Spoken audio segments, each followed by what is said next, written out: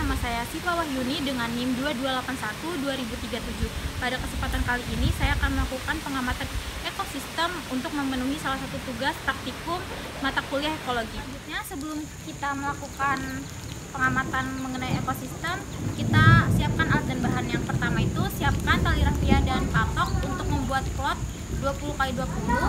Kemudian sediakan alat dan alat tulis untuk mencatat hasil pengamatannya.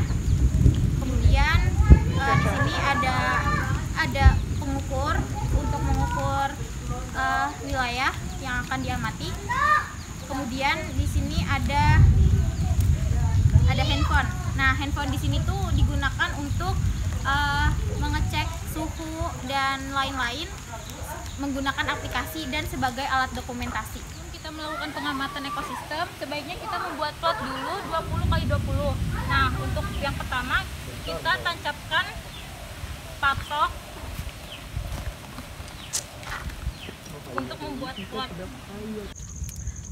Selanjutnya untuk membuat plot kita mengukur terlebih dahulu 20x20. Selanjutnya setelah kita mengukur plot tadi, selanjutnya kita ikat patok oleh tali rafia.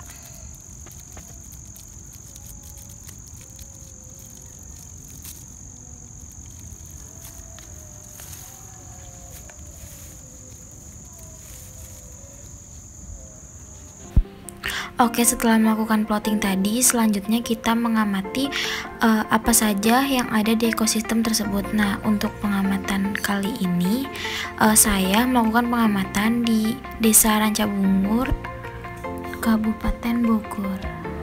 Sebelum lanjut ke pengamatan, sebelumnya apa sih itu ekosistem? Ekosistem merupakan suatu sistem ekologi yang di dalamnya terdapat hubungan timbal balik antara makhluk hidup dan lingkungannya. Faktor-faktor dalam ekosistem dapat saling mempengaruhi satu sama lain. Dalam suatu ekosistem terdapat aliran energi dari satu tingkat tropik ke tingkat tropik lainnya. Nah, hubungan ini membentuk suatu rantai yang disebut juga rantai makanan. Keberadaan suatu ekosistem pada suatu area cukup dinamis sepanjang waktu. Hal ini diakibatkan komponen biotik pada area tersebut harus melakukan adaptasi pada kondisi lingkungan di area tersebut. Nah, kelestarian suatu ekosistem juga dipengaruhi oleh kemampuan toleransi biotik penyusun ekosistem terhadap gangguan atau ketidakseimbangan kondisi lingkungan. Suatu ekosistem terbentuk oleh dua komponen, yaitu ada komponen abiotik dan komponen biotik. Nah, untuk komponen abiotik sering disebut juga komponen fisik, yaitu seperti suhu udara, kelembapan udara, pH tanah, kelembapan tanah, dan intensitas cahaya. Karena dalam alat pengukurnya kami kekurangan, kami menggunakan smartphone sebagai alat pengukur komponen fisik tersebut.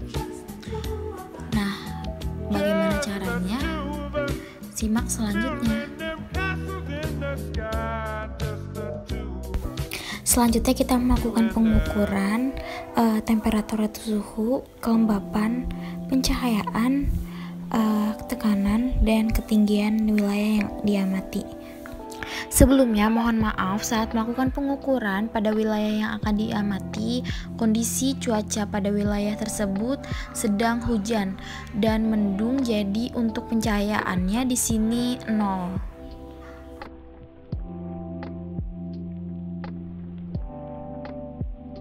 Jika sudah melakukan pengamatan dan pengukuran pada komponen abiotiknya, selanjutnya kita melakukan pengamatan pada komponen biotiknya.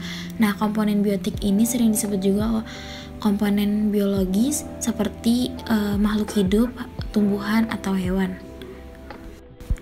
Pada pengamatan kali ini saya akan menentukan 5 jenis atau individu hewan maupun tumbuhan yang paling mendominasi pada ekosistem empang ini. Sebelumnya, pada pengamatan kali ini sebenarnya ekosistem yang diamati itu ekosistem empang dan ekosistem perkebunan, karena wilayah plotting itu perbatasan perkebunan dan empang atau ekosistem kolam alami. Setelah saya melakukan pengamatan, ternyata spesies yang paling mendominasi, nah yang pertama itu pada tingkat pohon ada pohon duku, dan untuk tingkat tiang ada pohon bambu, dan untuk tingkat pacang ada pohon petai Cina, dan untuk tingkat semai ada rerumputan, rumput liar. Di sini sangat mendominasi pada tingkat semai. Kemudian pada spesies makhluk hidup hewan terdapat ayam, kemudian burung. Nah, untuk di pepohonan terdapat semut dan ulat. Kemudian untuk pada pohon talas terdapat keong. Nah, pada kolam juga terdapat ikan-ikan kecil. Kemudian adanya kecebong pada kolam tersebut, tetapi belum ditemukan adanya katak, yang berkemungkinan adanya spesies katak pada ekosistem tersebut. Selain kecebong tadi, ada jentik-jentik nyamuk dan juga nyamuk pada area pengamatan tersebut. Untuk pengamatan ekosistem kali ini, ekosistem ini bisa dikatakan sudah seimbang. Kenapa bisa dikatakan seimbang? Karena dari jumlah antar spesies dan peranan pada makhluk hidup tersebut juga cukup bervariatif dan jumlahnya sangat seimbang. Dan saya perhatikan interaksi pada ekosistem tersebut seperti ayam yang sedang mematuk cacing untuk keberlangsungan hidupnya, kemudian juga cacing yang membantu kesuburan tanah tersebut untuk pepohonan di sana. Selain tadi cacing yang menyuburkan tanah, kemudian juga di sana terdapat cukup air yang dapat membuat tanah tersebut menjadi subur. Dan tadi terdapat keong dan ulat. Nah, keong dan ulat ini memakan dedaunan di sana, tetapi jumlahnya tidak terlalu melimpah, jadi tidak terlalu merugikan vegetasi di sana. Dan keong juga lebih memakan pada dedaunan yang sudah mati. Jadi seperti tadi daun talas yang ada di atas kolam tersebut. Nah, selanjutnya pada kolam tersebut terdapat jentik nyamuk, kemudian kecebong dan ikan-ikan kecil. Kemungkinan besar interaksi yang terjadi itu seperti karena adanya kecebong, kemungkinan besar adanya katak yang memakan nyamuk, kemudian juga ikan-ikan kecil tersebut kemungkinan besar memakan jentik-jentik nyamuk tersebut dan kecebong. Nah, sebelumnya kan telah disebutkan pada vegetasi tingkat semai itu terdapat didominasi oleh rerumputan liar. Nah, rerumputan liar itu seperti rumput kerbau, terus babandotan, kemudian juga ada tumbuhan paku.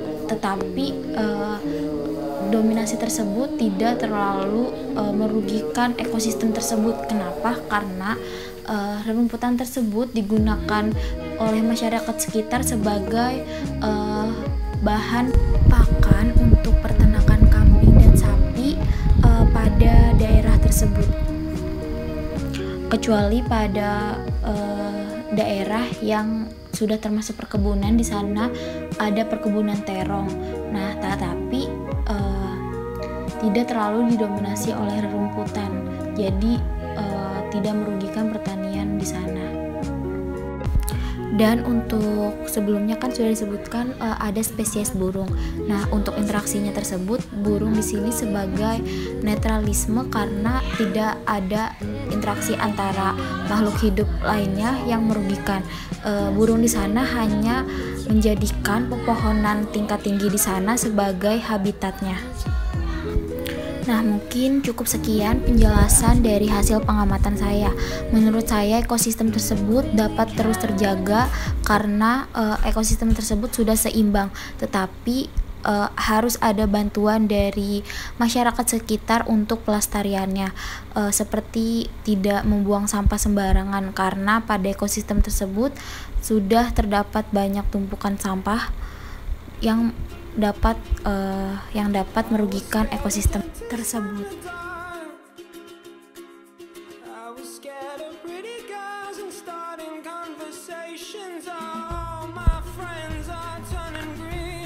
Cukup sekian untuk vlog pada praktikum kali ini. Terima kasih sudah menyaksikan dan menyimak penjelasannya. Kurang lebihnya mohon maaf. Saya Siva Wahyuni pamit undur diri. Wassalamualaikum warahmatullahi wabarakatuh.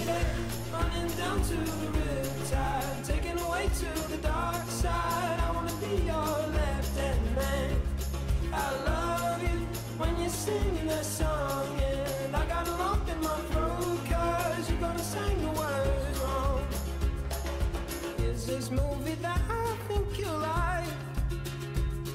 This guy decides to quit his job and head to New York City. This cowboy's running from himself. She's been living on the highest shelf.